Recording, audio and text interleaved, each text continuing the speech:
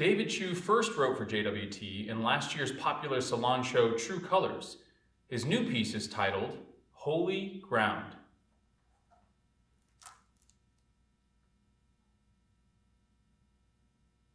I'm on my birthright trip, a program for younger adult Jews to visit Israel. We are going to the Western Wall, considered the holiest site in Jerusalem. They tell us, prepare to be wowed. I'm not particularly religious, not in an informal sense. My dad is Chinese and my mom is a secular Jew. We don't go to synagogue. I describe myself as spiritual, and sometimes even as something I've coined Judeo-Taoist. God isn't a singular intelligence in the clouds, but a force that flows through and animates everything. I don't know anything about Kabbalah or the Chinese Jews of Kaifeng, so I think I'm the first person to ever come up with this concept. But I don't quite fit in. Especially not with all these bearded dudes with black hats and black coats at the Western Wall. What does holy place even mean? God is everywhere, but especially here. This place is a double serving of God. Across the world, God listens to your prayers, but here, God is really paying attention?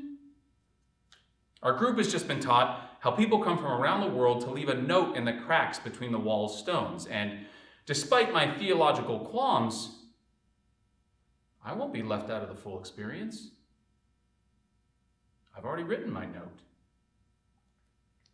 And so, as we weave our way into the open cobblestone square, my spine begins to tingle.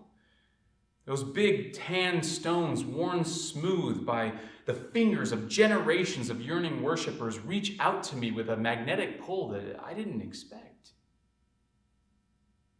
I step forward, expecting to be greeted with welcoming smiles and everybody doffing their black hat.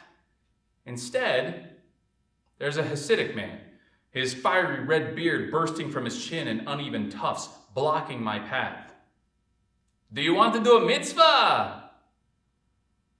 You know, one of the holy commandments. What mitzvah? I ask. It's a mitzvah to give charity. Of course, it's called tzedakah. Ah, excellent. He holds out his palm. I stare at it, confused. You should give me tzedakah. He wants me to give it directly to him? Somehow charity feels a lot less holy when the recipient is right there demanding it of you. Come on, give me tzedakah.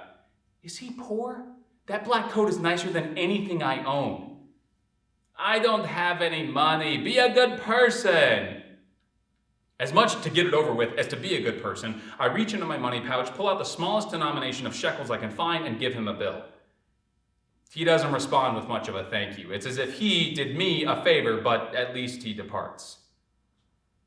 A young Israeli traveling with us shakes his head at the exchange and glares off into the distance at the line of Hasidic men, bodies up against the age-old stones, swaying back and forth in the traditional movement of Jewish prayer.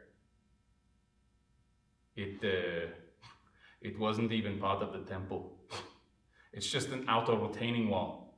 The real temple walls are buried somewhere off beyond it. Seeing my face, the Israeli realizes he better explain. But it's as close as we Jews can get. There's a mosque covering up the Temple Mount. The government says we can't pray up there for the sake of religious harmony. As I look around at the praying men and the crowds of tourists, it feels like we've all been sucked into the world's biggest scam. Jews are not allowed to pray on our own Temple Mount? How is that remotely fair? You should leave your note. A spot just opened up. I march over. I'm ready to shove my note into that stupid wall and be done with it. Far from holy, it feels downright unholy. The sun is setting, and the stones are turning dark. As I step up, the wall confronts me like a giant. I may be angry with it, but the wall doesn't care. Face to face, my nose almost touches it. A noise hits my ear.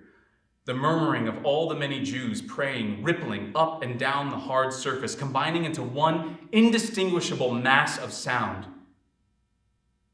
And then another noise cuts through the air. A Muslim call to prayer from the minaret above. The sonorous tones of Arabic drift down into the rolling sea of Hebrew where they blend together until I can't tell the difference. It all just becomes one sound, the sound of human yearning. All of us desperately reaching out in our own way. The Muslims, the ultra-Orthodox, the countless visitors who fill up the wall with notes, and yes, even me with my Judeo-Taoism. All of us yearning for connection and the real God, like the real temple, lies somewhere hidden beyond. The wall humbles us beyond words and carves out a space for wonder, for goodness.